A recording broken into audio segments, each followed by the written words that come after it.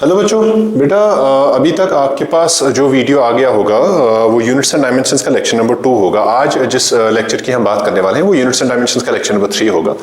पहले इस लेक्चर में वैसे तो यूनिट्स एंड डायमेंशंस जो है टॉपिक का नाम, ठीक है ना, सब्जेक्ट फिजिक्स है, लेक्चर नंबर 3 है और क्लास 11th का ये टॉपिक है। ये आपको कई बार बता चुके हैं। तो अभी तक मैं आपको बता देता हूँ कि हम क्या पढ़ चुके हैं। इंट्रोडक्शन मैंने आपको पहले ही बता दिया था। यूनिट्स एंड यूनिट सिस्टम्स के बारे में मैंने आपको बताया था, जिसमें हमने 4 यूनिट सिस्टम्स की बात की थी, जैसे कि एफपीएस हुआ, एमकेएस हुआ, है ना, एसआई सिस्टम हुआ और सीजीए सिस्टम हुआ। इसके बाद हमने डायमेंशंस की बात की थी। डायमेंशंस का हमने ऑलरेडी एक लेक्चर आप तक पहुंच गया होगा। ये जो है ये हमारे पास पहले लेक्चर में ये डिटेल बताई गई थी। डायमेंशंस का आपके पास एक लेक्चर आ गया होगा। आज हम उसी के दूसरे लेक्चर की बात करने वाले हैं। तो इसका एक लेक्चर आ गया होगा और डायमेंशंस का आज एक और लेक्चर आपके पास आएगा।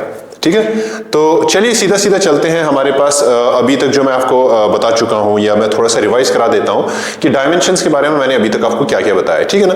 तो हम जब डायमेंशंस की बात करते हैं तो हम हमेशा बात करते हैं एसआई यूनिट सिस्टम्स की। ये आपको ख्याल रखना है, ठीक है। हम बात यहाँ पे एसआई यूनिट सिस्टम्स की करते हैं। तो चलिए जरा देखें। तो हमारे पास एसआई यूनिट सिस्टम्स में मैंने आपको बताया हुआ है ऑलरेडी कि हमारे पास 7 फंडामेंटल यूनिट्स है, 2 सप्लीमेंट्री यूनिट्स हैं और उन्हीं के बेस पे हम ये डायमेंशन निकालते हैं। तो चलिए देखते हैं। सबसे पहले हमारे पास यहाँ पे जो है वो 7 हमारे पास है फंडामेंटल यूनिट्स, ठीक है। 7 फंडामेंटल यूनिट्स है और उसके बाद प्लस 2 सप्लीमेंट्री यूनिट्स है, ठीक है। तो चलिए जरा देखते हैं। तो सबसे पहले हम बात करेंगे जो आपके पास ये 7 फंडामेंटल यूनिट्स है उसकी बात करते हैं। तो इसमें आपके पास सबसे पहले आता है, मान लीजिए लेंथ। लेंथ का जो यूनिट हुआ करता था, ऐसा यूनिट सिस्टम की बात करें बेटा, तो वो मीटर है, जिसको हम डिनोट करते थे एम से। और इसका जो डायमेंशनल फॉर्मूला था, मैंने आपको बताया था लास्ट लेक्चर में कि डायमेंशनल फॉर्मूला हम हमेशा स्क्वायर ब्रैकेट्स में एनक्लोज करेंगे, ठीक है ना। वो डायमेंशनल फॉर्मूला को रिप्रेजेंट करने का एक तरीका है। तो यहां पे स्क्वायर ब्रैकेट्स में इसको लिखेंगे एल ऐसे, ठीक है। तो इसके बाद आपके पास सेकंड आएगा मास, ठीक है। यूनिट इसका आपको पता ही होगा किलोग्राम, और यहां पे केजी आएगा इसका। और इसको अब जब डायमेंशनली हम रिप्रेजेंट करते हैं तो वो हम डिनोट करते हैं एम से। इसके बाद तीसरा इट्स टाइम, ठीक है। और यहां पे इसका जो यूनिट है SI unit system, that is second, और इसको डिनोट करते हैं हम सीधा एस से। और इसको जब डायमेंशनली रिप्रेजेंट करना होता है तो टी से रिप्रेजेंट करते हैं। बेटा स्क्वायर ब्रैकेट्स रखना बहुत जरूरी होता है। मैंने कई बार देखा है कि आप एग्जामिनेशन में ये गलती करते हैं। जब आपका डिस्क्रिप्टिव टाइप एग्जामिनेशन होता है तो मैंने कई स्टूडेंट्स को ये गलती करते हुए देखा है कि वो इसको स्क्वायर ब्रैकेट्स में एनक्लोज नहीं करते। वो वहां पे गलती है, ठीक है ना। इसको स्क्वायर ब्रैकेट्स में एनक्लोज करना बहुत जरूरी है। ये डायमेंशनल फॉर्मूला को रिप्रेजेंट करने का एक तरीका है। तो इसके बाद फोर्थ करंट, आपको यूनिट इसका पता ही होगा एम्पियर, ठीक है। और इसको हम डिनोट जो करते हैं, इसका जो सबसे पहले ये एम्पियर आपके पास करंट का यूनिट है, इसको हम आई से डिनोट करते हैं करंट को कभी कभी, ठीक है। अगर आप ना ही लिखना चाहते हो तो कोई दिक्कत नहीं, ठीक है। करंट को हम जनरली आई से डिनोट करते हैं। तो आपके पास इसका जो डायमेंशनल फॉर्मूला होगा दैट विल बी सीधा A directly, okay. Now then there is 5, और 5 में हम बात करेंगे टेम्परेचर की। टेम्परेचर का जो यूनिट होगा दैट विल बी केल्विन, ठीक है बेटा। देखो यहां पे के से डिनोट करते हैं वैसे तो। यहां पे टेम्परेचर के कई सारे यूनिट्स हैं, आपको ये चीज पता ही होगी ऑलरेडी। आपके पास टेम्परेचर का यूनिट केल्विन भी है, आपके पास डिग्री सेंटीग्रेड भी है, आपके पास फ़ारेनहाइट भी है ना। लेकिन एसआई यूनिट की जब हम बात करते हैं तो वो केल्विन होता है। तो इसको हम डिनोट करते हैं के से, ठीक है। अच्छा, इसके बाद आपके पास बात आएगी ल्यूमिनस इंटेंसिटी की।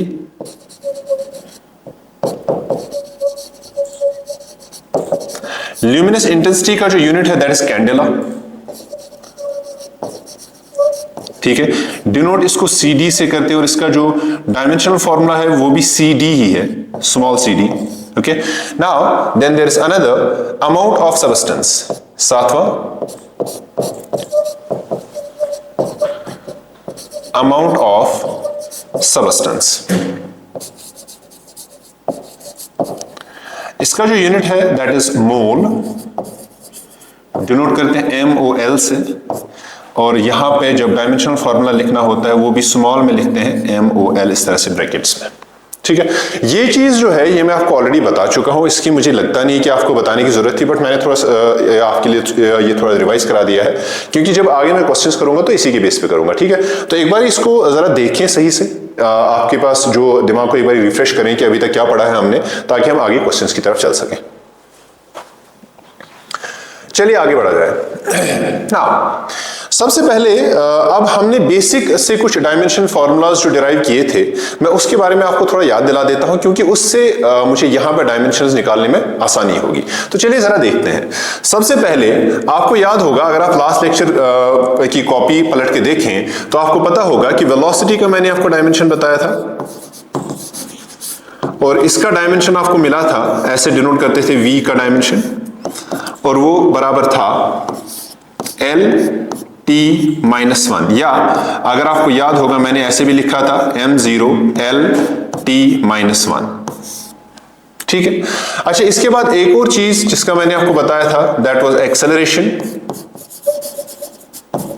ठीक है, और एक्सेलरेशन का जब हमने डायमेंशन बताया था सो दैट वाज a, इससे a से डिनोट करते थे, and that was L_t-1, L_t-2, क्योंकि वेलोसिटी का L_t-1 है तो इसका L_t-2। ठीक है जी, तो यहां पे आपके पास अगर इसको लिखने का तरीका m0 L1 एंड t-2। ठीक है, अच्छा इसके बाद आपको पता था एरिया। एरिया आपके पास लेंथ स्क्वायर होता था, तो एरिया ऐसे, तो इसको हम डिनोट करते थे L2 सीधा सीधा, या मैं लिख सकता था m0 L2 T0। ठीक है, अच्छा इसका मतलब भी मैंने आपको समझाया था कि यहाँ पे m0 L1 T-2 क्यों लिखते हैं, या यहाँ पे जैसे लिखा हुआ आप देख सकते हैं m0 L1 T-2। तो यहाँ पे इसका मतलब ये है कि जो एक्सेलरेशन है, एक्सेलरेशन में मास का कोई कंट्रीब्यूशन नहीं है, दैट्स व्हाई m0। लेंथ का कंट्रीब्यूशन 1 है तो L1, और t का कंट्रीब्यूशन, टाइम का कंट्रीब्यूशन 2 है लेकिन डिवीजन में, दैट्स व्हाई L_t-2। ठीक है, एक और भी मैंने आपको बताया था फोर्स का। वैसे फोर्स जो है वो आपको याद रखने की जरूरत नहीं है ज्यादा, आप सीधा सीधा लिख सकते हैं फोर्स मास इनटू एक्सेलरेशन है, और मास का आपको पता है m है और एक्सेलरेशन का L_t-2, तो मैं लिखूंगा डायरेक्टली m_L_t-2, या कहीं कहीं पे ऐसे भी लिखा रहेगा m1 L1 T-2, तो सेम है, कोई इसमें दिक्कत नहीं होनी चाहिए। अब यहां पे आप देख सकते हैं कि जो फोर्स है इसमें मास का कंट्रीब्यूशन 1 है, लेंथ का कंट्रीब्यूशन 1 है, जबकि टाइम का कंट्रीब्यूशन है डिवीजन में 2। बात समझ में आ रही है? तो ये आपके पास कुछ बेसिक से डायमेंशंस हैं जिनका आपको अंदाजा हो जाना चाहिए, और आगे हम इन्हीं के बेस पे क्वेश्चंस करना स्टार्ट करेंगे। अगर आपको लिखना है तो वीडियो को पॉज करके लिखो। आगे बढ़ते हैं, अब चलते सीधा क्वेश्चंस की तरफ। सबसे पहले यहां पे क्वेश्चन है, find dimensional formula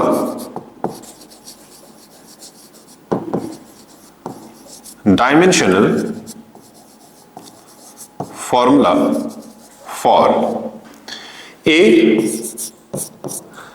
energy, work,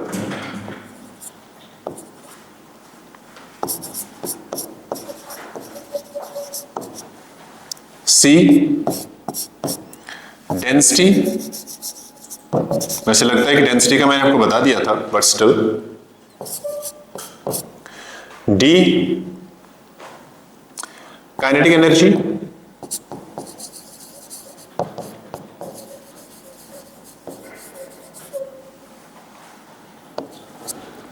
supreme constant,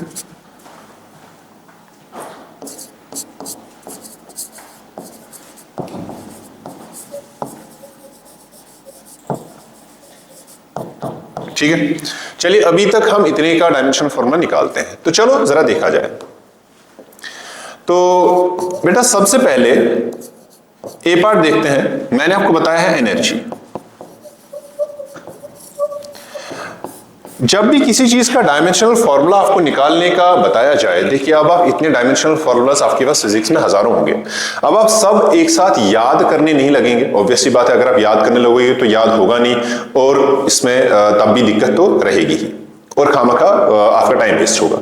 अब जब भी आपके पास कोई डायमेंशनल फॉर्मूला निकालने के लिए कोई क्वेश्चन दिया जाए तो हमेशा ये ध्यान से देखें कि इसको किसी इक्वेशन में, लाइक कोई फॉर्मूला है इसका, अगर कोई फॉर्मूला है तो उसको यूज करके देखो ऑलवेज, ठीक है ना। कोई भी डायमेंशनल फॉर्मूला निकालने के लिए आप हमेशा उसका फॉर्मूला पहले उठा के देखें। जैसे ही फॉर्मूला आएगा आपके पास इसका वैल्यू आ जाएगा। तो चलिए जरा देखते हैं। एनर्जी जो है हम जानते हैं कि मान लीजिए अगर मैं मान लूं एक काइनेटिक एनर्जी है, ठीक है, या पोटेंशियल एनर्जी है। फॉर एग्जांपल हम जानते हैं कि जो एनर्जी आपके पास है, मान लो पोटेंशियल एनर्जी भी एक एनर्जी ही है,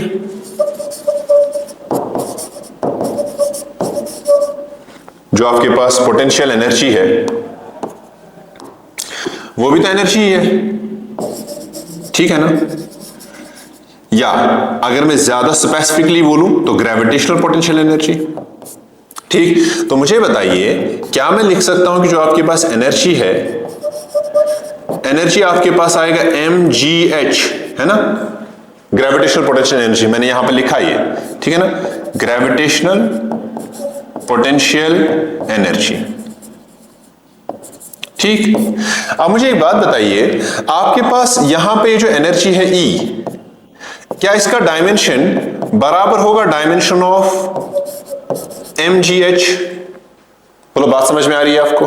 अच्छा, अगर यहां पे आप देखें तो आपके पास यहां पे देखो E mgh का डायमेंशन फॉर्मूला है। अब इसमें जरा देखो, ये जो m है बेटा ये मास है, ये आपको पता है। g जो है ये एक्सेलरेशन ड्यू टू ग्रेविटी है,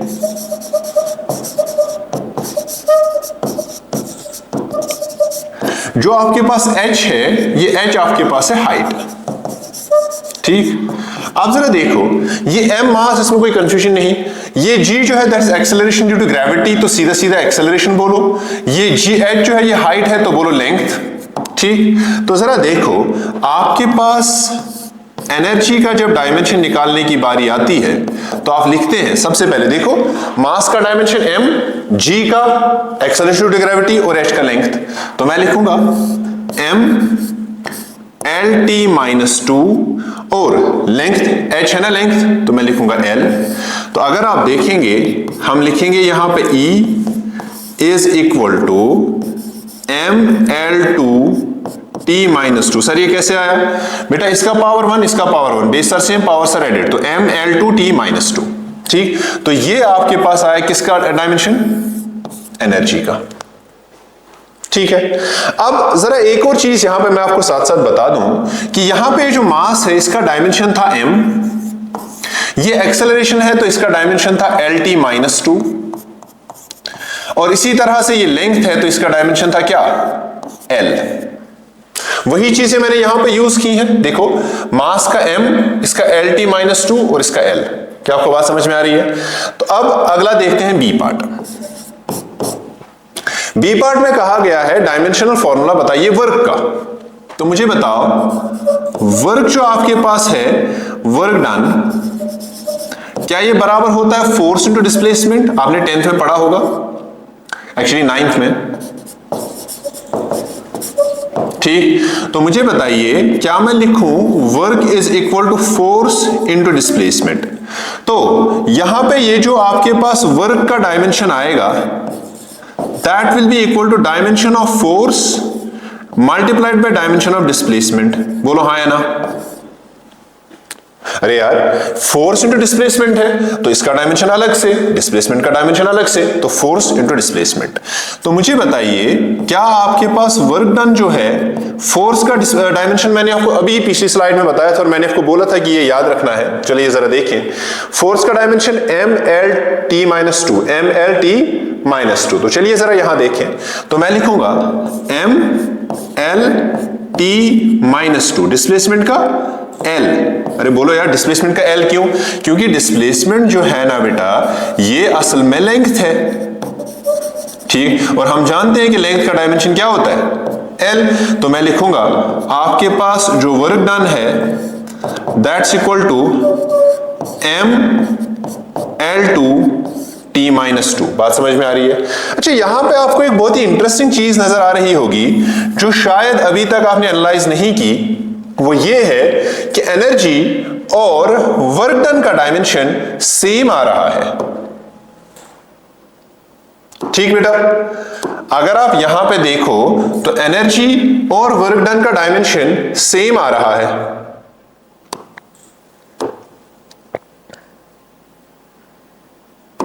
देखो एनर्जी का डायमेंशन चेक करो, ठीक है, और साथ में वर्क डन का डायमेंशन चेक करो। तो अगर आप देखोगे तो आपको ये डायमेंशंस बराबर सेम आती हुई दिख रही होंगी। अच्छा, इसका क्या मतलब है फिजिक्स के हिसाब से? फिजिक्स के हिसाब से इसका मतलब यह है कि एनर्जी और वर्क डन इक्विवेलेंट क्वांटिटीज है। इक्विवेलेंट क्वांटिटीज का होने का क्या मतलब कि कहीं पे फिजिक्स में कोई ना कोई रिलेशन ऐसा जरूर होगा जहां पे हम इन दोनों को इक्वेट करेंगे। जैसे आप बोलोगे सर एनर्जी और वर्क को कहां पे इक्वेट कर रहे हैं हम, तो उसके लिए एक बहुत ही इंपॉर्टेंट फॉर्मूला होगा 11th में, जब हम आगे जाएंगे वहां पे बताएंगे, जिसको कहते हैं work energy theorem. Work energy theorem में हम ये दोनों क्वांटिटीज को एक साथ इक्वेट करते हैं। बात समझ में आ रही है? तो यहां पे एनर्जी और वर्क का डायमेंशन जो है वो सेम आपको नजर आ रहा होगा। एक और चीज भी आगे आपको काइनेटिक एनर्जी का भी पता चलेगा कि सेम ही है। ठीक, अगर इस यहां तक लिखना है तो एक बार वीडियो को पॉज करो, लिखो। चलो जरा आगे बढ़ते हैं। अच्छा, अगला अगर आप इस क्वेश्चन में देखें तो नेक्स्ट जो था हमारे पास दैट वाज डेंसिटी। तो चलिए जरा देखते हैं। मैंने आपको इससे पहले भी बताया है कि जब भी अगर वर्ड सिर्फ और सिर्फ डेंसिटी लिखा हो तो आप हमेशा इसको मास डेंसिटी के का ही वर्ड समझेंगे। ठीक है, क्योंकि आपके पास डेंसिटी कई सारी है। जैसे आपके पास चार्ज डेंसिटी है ना, वो लेंथ पे भी हो सकता है, वो एरिया पे भी हो सकता है, वॉल्यूम में भी हो सकता है, यानी कि linear density, areal density and volumetric density. लेकिन जब खाली डेंसिटी वर्ड लिखा होगा तो ये डेंसिटी वर्ड हमेशा सिग्निफाई करेगा मास डेंसिटी को। ठीक, तो आपके पास डेंसिटी है तो क्या इसको मैं लिख सकता हूं, क्या मास डेंसिटी। तो इसका मतलब आपके पास डेंसिटी, जिसको हम डिनोट करते हैं रो से, ठीक, वो लिखा जाएगा मास पर यूनिट वॉल्यूम। क्या यही फॉर्मूला होता है इसका बेटा? तो इसका मतलब, अच्छा अब यहां पे जो मास है इसका ये देखो, यहां पे अगर आप मास देखोगे, मास का डायमेंशन क्या है बेटा? m। अब मुझे बताइए वॉल्यूम का डायमेंशन क्या है? वॉल्यूम का डायमेंशन आपके पास L3। ठीक जी, तो क्या मैं लिख सकता हूं कि जो आपके पास डेंसिटी का डायमेंशन होगा that will B dimension of mass divided by dimension of length. तो मतलब m और डिवाइडेड बाय L2।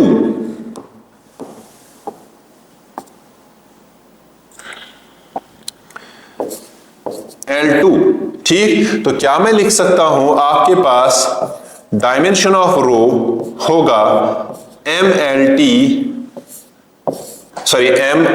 माइनस 2। तो क्या मैं इसी को लिखूं यहां पे, रो का डायमेंशन जो होगा that will B m1l minus 2 t0। क्या बेटा बात समझ में आ रही है? तो ये आपके पास डायमेंशन हुआ किसका? डेंसिटी का। आगे बढ़ते हैं। अगला क्वेश्चन इसी में था जहां पे बताया गया था आपको कि काइनेटिक एनर्जी का डायमेंशन निकालिए। पहले तो मुझे लगता नहीं कि मुझे ये करने की जरूरत होगी। क्यों सर? काइनेटिक एनर्जी और पोटेंशियल एनर्जी तो सेम ही है, दोनों ही तो एनर्जी ही है। काइनेटिक एनर्जी का डायमेंशन और पोटेंशियल एनर्जी का डायमेंशन सेम होगा। क्यों होगा सेम? क्योंकि ये दोनों जो है ये एनर्जी ही सिग्निफाई करती है, और अगर ये दोनों एनर्जी है तो इसका मतलब इनका डायमेंशन सेम होगा। चलिए जरा देखते हैं कैसे। आपके पास जो काइनेटिक एनर्जी होगा that will be equal to 1/2 mv square. बोलो हाँ या ना? तो क्या मैं लिखूं काइनेटिक एनर्जी का जो डायमेंशन होगा that will be equal to dimension of 1/2 dimension of mass और डायमेंशन ऑफ वेलोसिटी।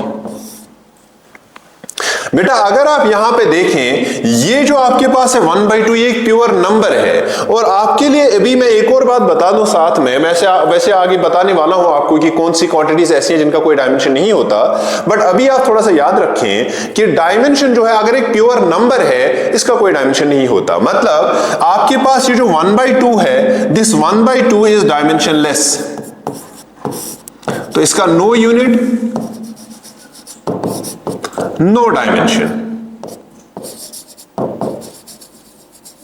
जिसको आप बोलते हैं यूनिटलेस डायमेंशनलेस। ठीक, कभी कभी आप इसको ऐसे भी बोलते हैं, यूनिटलेस एंड डायमेंशनलेस।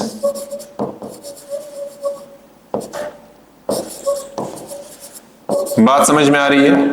तो इसका मतलब आगे जो आपके पास मास है, मास का डायमेंशन आपको पता है, वेलोसिटी का भी डायमेंशन पता है, तो मुझे बोलिए क्या काइनेटिक एनर्जी का जो डायमेंशन है वो आएगा, देखो 1/2 का कोई डायमेंशन नहीं, तो मास का m और आपके पास वेलोसिटी का LT-1, तो बेटा काइनेटिक एनर्जी का जो डायमेंशन होगा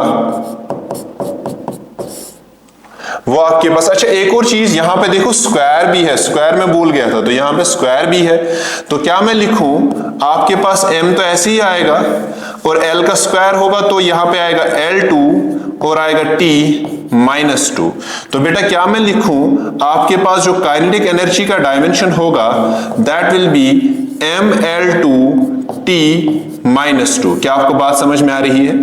ये आपके पास है डायमेंशन किसका, काइनेटिक एनर्जी का। देखो यहां पे भी आप एक चीज एनालाइज करोगे कि काइनेटिक एनर्जी का जो डायमेंशन है वो सेम है पोटेंशियल एनर्जी का डायमेंशन, और वो सेम है किसका, वर्क डन का डायमेंशन। जरा चेक करके देखिए, देखो बेटा mL2T-2, जरा पीछे मुड़ के देखते हैं, देखो mL2T-2 तो यहां पे क्वेश्चन इस तरह से भी आता है कभी कभी कि आपको 2-3 क्वांटिटीज दी जाती हैं और आपको बोला जाता है कि इनमें से किस किस क्वांटिटी का डायमेंशन सेम है। बात समझ में आ रही है? तो यहां पे आप देख सकते हैं कि एनर्जी और वर्क जो है इनका डायमेंशन सेम आ रहा है। देखो पोटेंशियल एनर्जी हो या काइनेटिक एनर्जी हो तो इनका डायमेंशन हमेशा सेम होगा। तो चलिए जरा यहां पे इसको मैं हाईलाइट कर देता हूं, तो आपके पास इसका डायमेंशन जो है वो भी सेम है एज वर्क डन, क्योंकि काइनेटिक एनर्जी जो है ये असल में इक्विवेलेंट क्वांटिटी है वर्क डन के साथ, क्योंकि कहा जाता है जब हम पढ़ते हैं वर्क एनर्जी थ्योरम, उसमें कहा जाता है change in kinetic energy is equal to work done.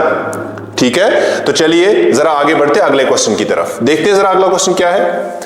अगला क्वेश्चन आपके पास है सुप्रीम कांस्टेंट। गुड, आपके पास सुप्रीम कांस्टेंट का डायमेंशन जरा देखें। सुप्रीम कांस्टेंट के लिए मैं सबसे पहले आपको एक फॉर्मूला बताता हूं, ठीक है, आप उस फॉर्मूला को यूज करके इसका डायमेंशनल फॉर्मूला निकाल सकते हैं। ठीक है, ट्राई करेंगे आप, उसके बाद मैं दिखाऊंगा। ठीक है, तो आपके पास सुप्रीम कांस्टेंट जो है वो इस इक्वेशन में निकलता है। देखो कौन सा, आपके पास जब हम सुप्रीम फोर्स की बात करते हैं, जो सुप्रीम फोर्स है Fs is equal to -k times x। ये जो k है ना, यहां पे ये जो Fs है ना, इसको कहा जाता है सुप्रीम फोर्स। क्या कहा जाता है? Spring force. ठीक, ये जो k है ना, इस k को कहा जाता है सुप्रीम कांस्टेंट, और जो x है ना, इस x को कहा जाता है एक्सटेंशन और कंप्रेशन। जब मैं आपको न्यूटन्स लॉज ऑफ मोशन पढ़ाऊंगा तब मैं आपको बताऊंगा कि ये जो माइनस है, ये माइनस यहां पे क्यों आता है। अभी आपको इसकी जरूरत नहीं है, अभी आप सिर्फ और सिर्फ इस इक्वेशन को देखोगे। तो आपके पास सारी की सारी चीजें मैंने आपको बता दी हैं, तो जरा एक बारी वीडियो को पॉज करो और इसे ट्राई करो और के का डायमेंशनल फॉर्मूला निकालो। चलिए, तो आई होप कि आपने इसको ट्राई कर लिया होगा। तो चलिए जरा आप देखते हैं, आपके पास जो Fs है spring force that's equal to -kx। तो क्या आपके पास मैं ऐसे लिखूं कि जो k है that's equal to F of s divided by minus of x। लेकिन देखो -1 जो है वो एक कांस्टेंट है, तो इसको मैं ऐसे भी लिख सकता हूं -1 multiplied by fs divided by x। बेटा यहां पे ये जो -1 है ये एक कांस्टेंट है, और आपको पता है कि एक कांस्टेंट जो नंबर होता है, इस नंबर का कोई भी डायमेंशनल फॉर्मूला नहीं होता, तो मतलब इससे कोई फर्क नहीं पड़ेगा। क्या मैं लिखूं, आपके पास dimension of k will be equal to dimension of fs divided by x। तो आपके पास डायमेंशन ऑफ k जो है दैट इज इक्वल टू, देखो फोर्स डिवाइडेड बाय x, तो मैं लिखूंगा फोर्स जो है, फोर्स का डायमेंशन आपको पता है, x जो है वो एक्सटेंशन है या कंप्रेशन है। अगर पूरी तरह से लिखूं तो मैं यहां पे लिखूंगा इट्स एक्सटेंशन और कंप्रेशन इन लेंथ, ठीक है। तो मतलब ये चेंज इन लेंथ है ना। अगर मान लीजिए ये मेरे पास एक स्प्रिंग है, मैंने स्प्रिंग को ऐसे पकड़ा और ऐसे दबाया, तो क्या स्प्रिंग का लेंथ कम होगा? बिल्कुल होगा सर। तो जितना वो लेंथ कम होगा उसी को कहा जाता है कंप्रेशन। इसी स्प्रिंग को मैंने अब ऐसे पकड़ा और इसको खींचा, जितनी इसकी लेंथ इंक्रीज होगी उसी को हम कहेंगे एक्सटेंशन। तो जरा यहां पे देखें, आपके पास जो k आएगा that will B f of s divided by x। तो बेटा यहां पे जो k का सुप्रीम कांस्टेंट जो k है दैट इज, देखिए mlt-2। सर ये कहां से आया? बेटा ये मैंने आपको पहली स्लाइड में बता दिया था, दिखा देता हूं फिर से, जरा देखो। फोर्स का mlt-2, देखो mlt-2। तो यहां पे क्या मैं इसी को लिख के यहां पे लिखूं? क्या लिखूंगा बेटा? यहां पे लिखूंगा k का जो डायमेंशनल फॉर्मूला है वो आपके पास है m, देखो यहां पे L1 है और यहां पे t-2 है, ये L ऊपर जाएगा, बनेगा फिर से L-1, तो वो आपके पास बनेगा k का सुप्रीम कांस्टेंट जो आपके पास है, इसका बनेगा m L0 t-2। तो ये है आपके पास सुप्रीम कांस्टेंट का डायमेंशनल फॉर्मूला। तो बेटा सुप्रीम कांस्टेंट का डायमेंशनल फॉर्मूला क्या बोल रहा है? ये बोल रहा है कि सुप्रीम कांस्टेंट में मास का कंट्रीब्यूशन 1 है और टाइम का कंट्रीब्यूशन जो है वो 2 है, और लेकिन वो है इन्वर्जन में, वो इन्वर्टेड है, लाइक डिवीजन में। बात समझ में आ रही है? तो ये आपके पास है किसका? Supreme constant.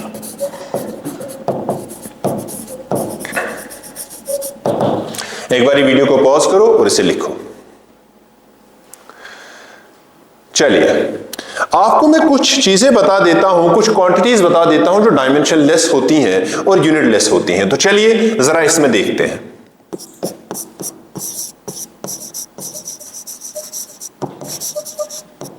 Quantities that are unitless and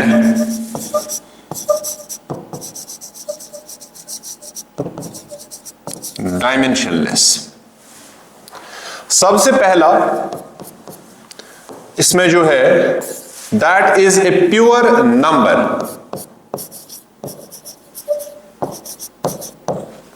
ये जो प्योर नंबर है आइदर पॉजिटिव, नेगेटिव और फ्रैक्शन, इनका कोई फॉर्म डायमेंशन नहीं होगा, कोई यूनिट नहीं होगा। फॉर एग्जाम्पल 2 + 2 या प्लस, यहां पे 2 तो ले ही लिया है, चलो अब मैं ले लेता हूं -3 + 1/2 -3/2 एक्स्ट्रा। इनका कोई भी डायमेंशन नहीं होगा, कोई भी यूनिट नहीं होगा। दूसरा रेशो, अगर हम रेशो निकालते हैं दो क्वांटिटीज का, दो सिमिलर क्वांटिटीज का, तब उनका भी आपके पास कोई भी जो रिजल्ट होगा उसका कोई डायमेंशन नहीं होगा, कोई यूनिट नहीं होगा। मान लीजिए यहां पे ratio of similar physical quantities, ठीक, इनका कोई डायमेंशन नहीं होता, कोई यूनिट नहीं होता। जैसे मान लीजिए मुझे बताया गया है कि आपके पास 1 3 Newton divided by 3 Newton of force divided bye 4 Newton of force, यह आएगा 3 डिवाइडेड बाय 4। ठीक है बेटा, लेकिन जरा चेक करके देखिए यहां पे फोर्स का ही डायमेंशन, फोर्स और फोर्स का रेशो है, तो ये आपके पास होगा यूनिटलेस, जो रिजल्ट यहां से आएगा, एंड डायमेंशनलेस।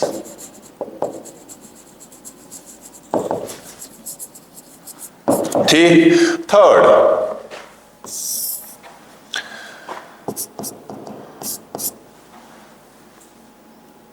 Trigonometric ratio.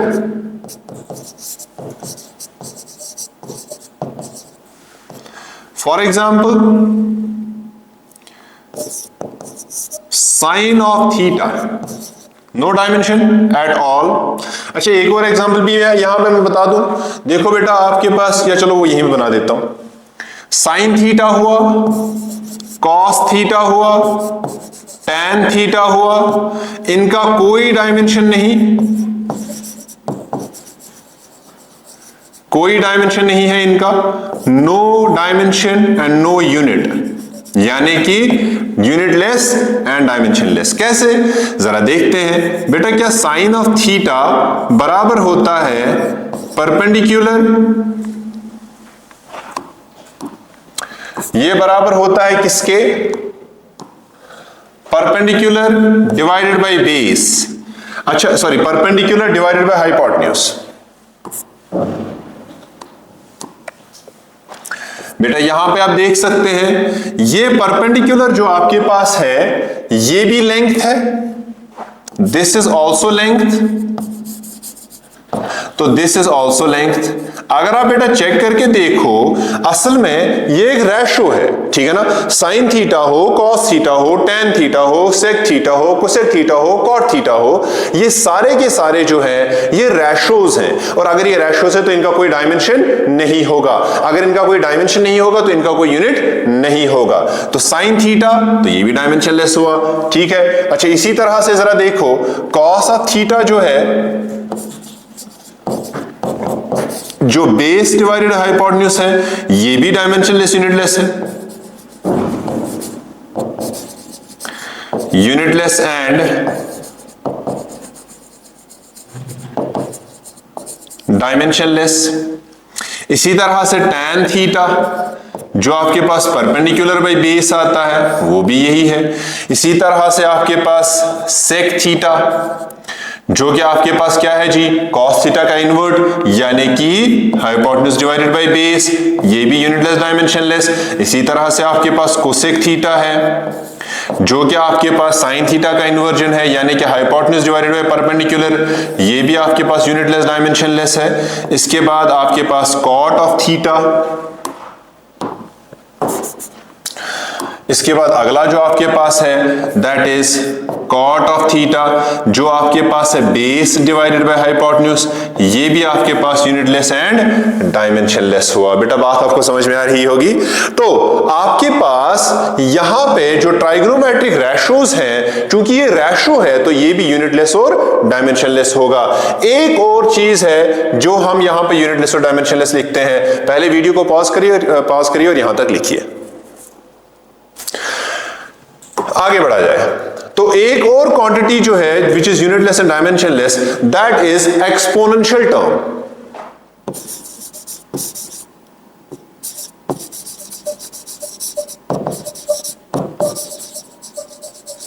मान लीजिए कि आपके पास, मान लीजिए जो एक्सपोनेंशियल टर्म आपके पास है, जैसे अगर मैंने लिखा exponential of like x plus y z, तो बेटा यहां पे ये जो x प्लस वाई जेड होगा इसका कोई भी यूनिट नहीं होगा, यूनिटलेस एंड डायमेंशनलेस। बात समझ में आ रही है? ठीक। एक और चीज, मान लीजिए कि अगर मेरे पास लॉग फंक्शन है,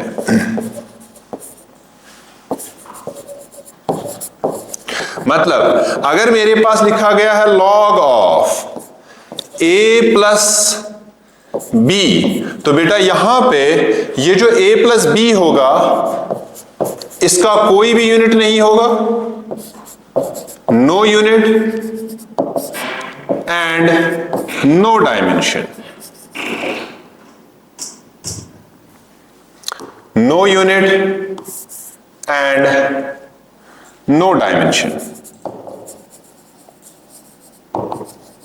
बात समझ में आ रही है? तो चलो इसको भी लिखो और आगे बढ़ते हैं। चलो जी, अगला देखते हैं question. Find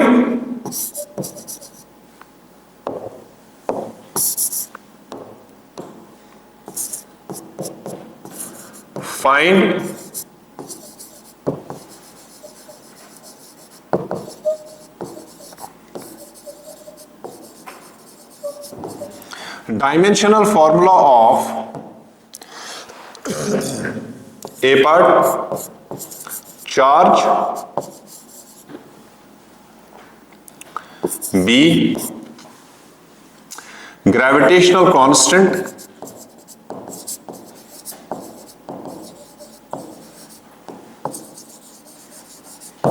C electrostatic constant,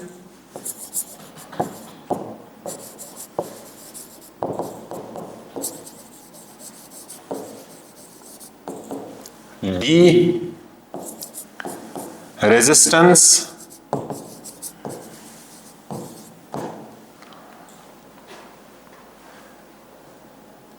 E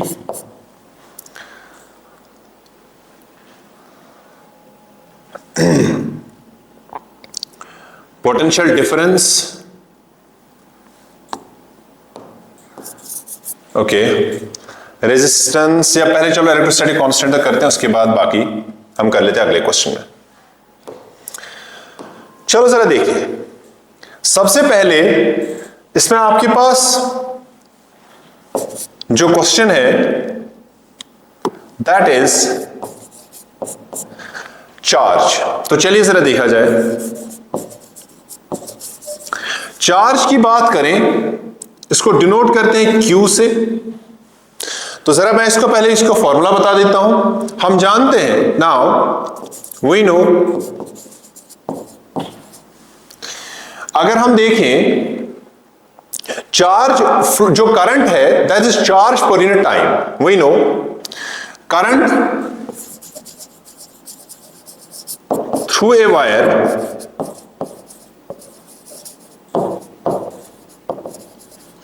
I is equal to charge per unit time.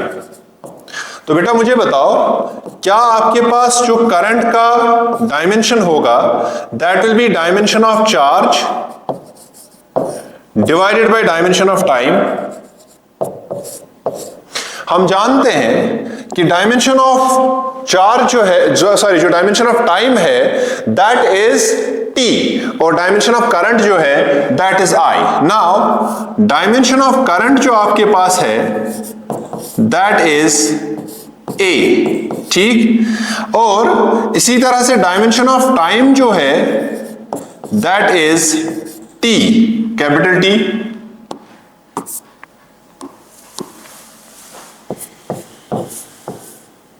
ठीक, तो ये चीज हम जानते हैं।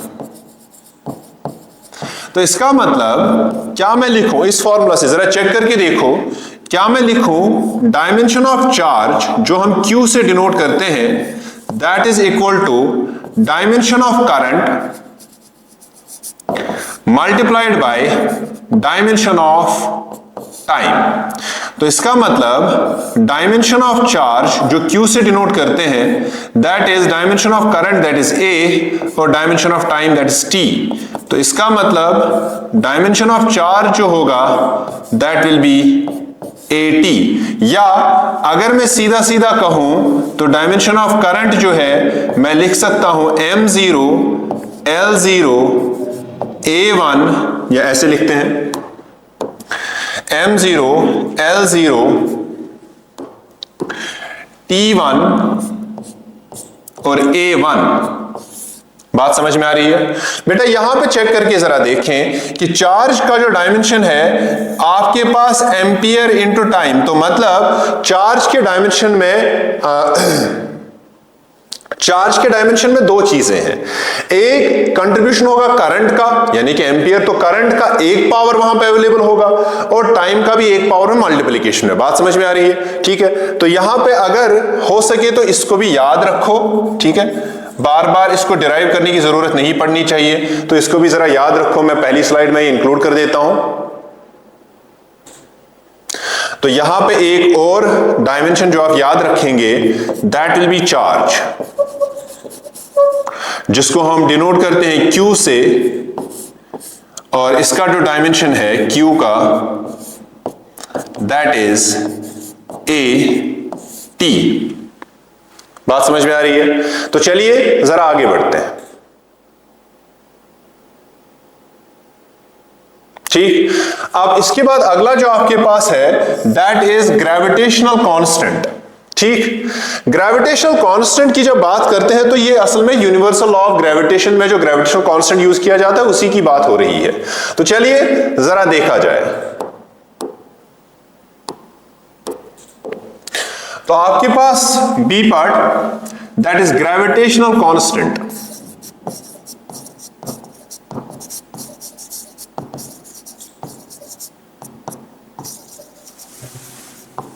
ग्रेविटेशनल कांस्टेंट जिसको हम डिनोट करते हैं G से।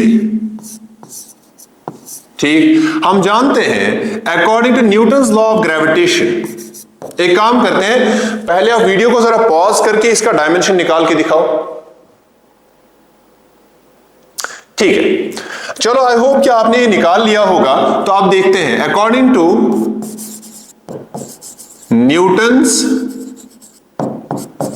लॉ ऑफ ग्रेविटेशन,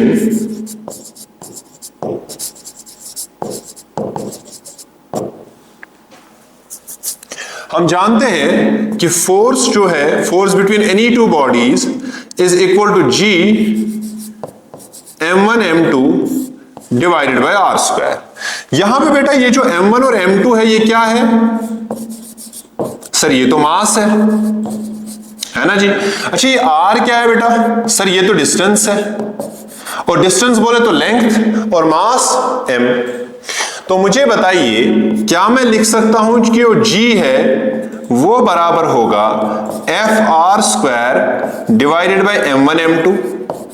तो मतलब G का जो डायमेंशन होगा, that will B dimension of F dimension of R square divided by dimension of m1 m2। अरे बोल यार, क्या सही है? अच्छा, डायमेंशन ऑफ F हम जानते हैं क्या? बिल्कुल जानते हैं। तो सर कितना हुआ डायमेंशन ऑफ F? तो डायमेंशन ऑफ F आपके पास हुआ mlt -2, ठीक है, और R जो है वो लेंथ है, तो हुआ L2, L स्क्वायर नहीं बोलते, L2। इसके बाद यहां पे देखो मास और मास, तो हुआ m2। बात समझ में आ रही है? तो चलो अब इसको अगली स्लाइड में यहां पे ट्राई करते हैं। देखो, वैसे ये लास्ट स्टेप में मुझे दोबारा अगली स्लाइड में लिखना पड़ेगा। तो आपके पास जो ग्रेविटेशनल कांस्टेंट था, यानी कि G, इसका जो डायमेंशन था, that was dimension of F multiplied by dimension of R square divided by dimension of m1 m2। ठीक है, अगर आपने पिछली स्लाइड लिखी नहीं है अभी तक, तो एक बार वीडियो को पॉज करके लिखो। चलो, अब जरा देखें, आपके पास जो डायमेंशन ऑफ G है, दैट इज, देखो F का डायमेंशन आप जानते हैं, मैंने पहले ही बताया था याद रखने के लिए। तो आपके पास ये आएगा mlt -2, और आपके पास R जो है ये डिस्टेंस है, तो L2 हो गया, और आपके पास यहां पे ये मास और मास, तो ये आ गया आपके पास m2। बात समझ में आ रही है? तो आप जरा देखो, तो आपके पास ये आया G इज इक्वल टू, देखो बेटा, mlt -2, और यहां पे आएगा आपके पास L2, और ये ऊपर जाएगा तो बनेगा m2। ठीक है, तो सब एक ही ब्रैकेट में ले आओ, m वैसे 2 यहां पे नीचे था, यहां पे -2 बनेगा। ठीक है, तो यहां पे ऊपर क्या, ऊपर जाएगा तो क्या बनेगा? -2, ठीक है। तो अब आपके पास जो g का डायमेंशन है दैट इज mlt-2 और यहां पे L2 और m-2। जरा देखो m का पावर 1 यहां पे -2, तो बचा कितना -1, तो आएगा m-1। अच्छा देखो l यहां पे 1 यहां पे 2, तो आ गया L3 और यहां पे आ गया t-2। तो ये आपके पास आ गया डायमेंशन ऑफ ग्रेविटेशनल कांस्टेंट। बात समझ में आई? तो एक बार ये वीडियो को पॉज करके, या चलो पहले दूसरा क्वेश्चन भी कर लेते हैं। अब इसके बाद जो अगला है, इसमें आपको बताया गया था इलेक्ट्रोस्टैटिक कांस्टेंट, है ना। तो आपके पास सी पार्ट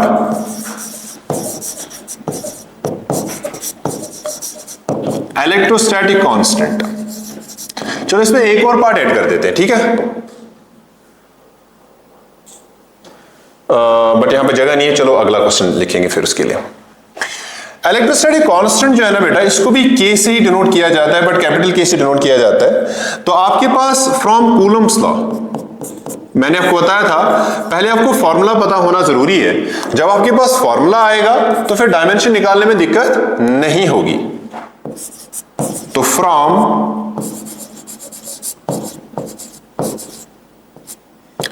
कूलम्स लॉ हम जानते हैं कि कूलम्स लॉ में हमें बताया गया है कि आपके पास जो F है दैट इज K, ठीक है, Q1 Q2 divided by R square.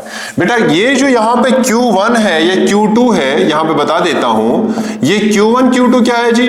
Sir ये तो चार्जेस हैं, चार्ज ऑफ बॉडी 1 और चार्ज ऑफ बॉडी 2। मतलब कैसे? ये आपके पास बॉडी 1 है, ये आपके पास बॉडी 2 है, इसका चार्ज Q1 है, इसका चार्ज Q2 है, इनके दरमियान का डिस्टेंस जो है वो R है, ठीक है ना। तो बेटा ये R क्या है फिर? दिस इज डिस्टेंस, ठीक है जी, ये डिस्टेंस है। बात समझ में आ रही है? गुड। तो आपके पास जो डायमेंशन है स्प्रिंग, ये जो आपके पास डायमेंशन है कांस्टेंट K का, यानी कि जो इलेक्ट्रोस्टैटिक कांस्टेंट है, ये आपके पास आएगा FR square divided by Q1 Q2। तो इसका डायमेंशन पूरे का, तो क्या मैं लिख सकता हूं कि जो आपके पास डायमेंशन ऑफ K है that is dimension of F multiplied by dimension of R square divided by dimension of Q1 Q2। Sir ये Q1 Q2 क्या है? सर ये तो चार्ज है। अच्छा अगर ये चार्ज है तो इसका डायमेंशन क्या है? 80, Q1 का 80 और Q2 का 80। तो मुझे बताइए डायमेंशन ऑफ K जो है वो कितना आएगा जी? वो आपके पास आएगा mlt-2 और यहां पे L2 और डिवाइड में आएगा यहां पे 80 और वापस देखो Q1 का 80 और Q2 का 80। देखो बेटा वो आपके पास आएगा कितना? ये आपके पास आएगा K इज इक्वल टू, देखो यहां पे आप पूरा का पूरा एक ही ब्रैकेट में ले आओ, तो मैं लिखूंगा mlt-2 L2 डिवाइडेड बाई, देखो80 और 80 दो बार है ना, तो मैं लिखूंगा a स्क्वायर A2 और यहां पे T2। अब ऊपर ले जाओ तो आपके पास K जो इलेक्ट्रोस्टैटिक कांस्टेंट है, इसका डायमेंशन आएगा mlt-2 L2 a-1 t-2। तो आपके पास K का जो डायमेंशन आया, देखो जरा सा M, ठीक, देखो L दो बार यहां, एक बार यहां, तो L3, t-2 यहां पे -2 आया, -4 और यहां पे देखो a-2। क्या बेटा आपको बात समझ में आई? तो this is dimensional formula of electrostatic constant that is K। Video को पॉज करो, जल्दी से लिखो, अगले क्वेश्चन की तरफ चलते हैं। चलिए अगला क्वेश्चन आपके पास, find dimensional formula of coefficient of viscosity. ठीक है, फाइंड डायमेंशनल फॉर्मूला ऑफ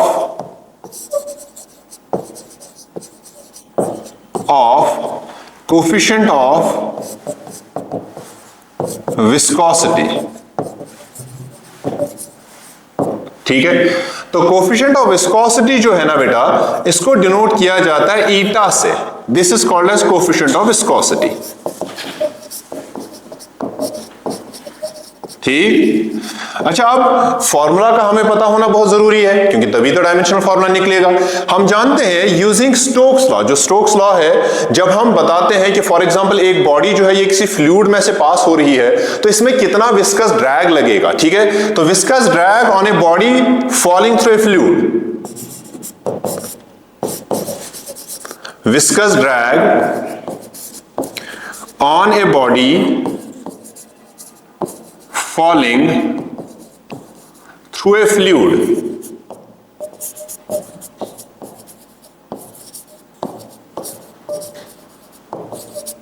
वो आपके पास F विस्कस जो होता है that's equal to 6 pi eta RV।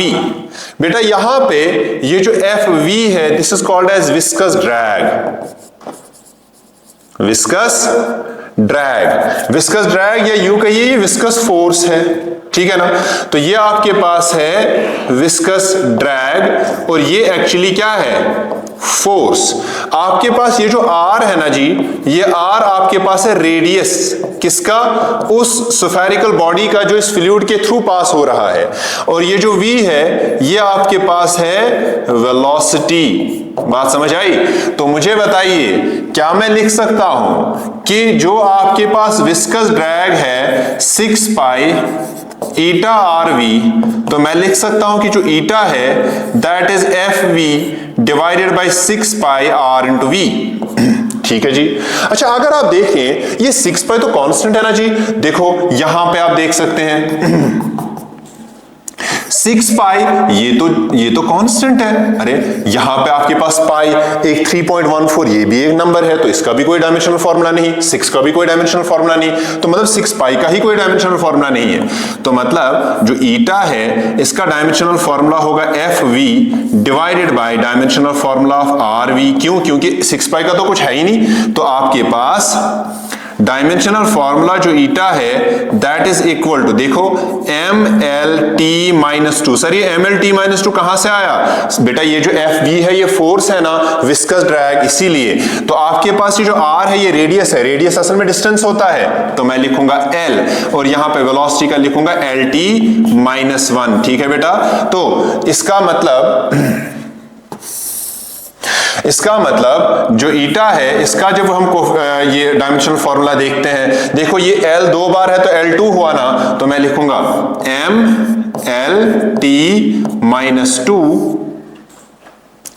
Divided by L2T-1। ठीक है, ऊपर लेके चलो इसको, तो मैं लिखूंगा यहां पे ईटा का डायमेंशनल फॉर्मूला किसके बराबर, MLT-2 और यहां पे L-2 और T1। सर क्यों? क्योंकि बेटा यहां पे डिवीजन में L का पावर स्क्वायर था 2 था, तो जब ऊपर जाएगा तो माइनस बनेगा, और T का -1 था तो ऊपर बनेगा प्लस बनेगा। ठीक है ना। तो आपके पास ईटा का जो डायमेंशन है दैट विल बी M, देखो L -1 तो आया, ठीक है, और T देखो -1 + 1 तो आया T-1। तो ये आपके पास हुआ कोफिशिएंट ऑफ विस्कोसिटी का डायमेंशन। बेटा बात समझ में आ रही है? तो चलिए आज का लेक्चर जो है वो यहां पे खत्म करते हैं। इंशाल्लाह जो नेक्स्ट लेक्चर होगा उसमें हम कुछ और क्वेश्चंस की बात करेंगे और साथ ही हम इसके एप्लीकेशंस की तरफ भी मूव ऑन करेंगे। ठीक है, तो तब तक इस लेक्चर को रिवाइज करिए, बाकी जो लेक्चर्स में आए उनको रिवाइज करिए और अपना ख्याल रखिए। अल्लाह हाफिज।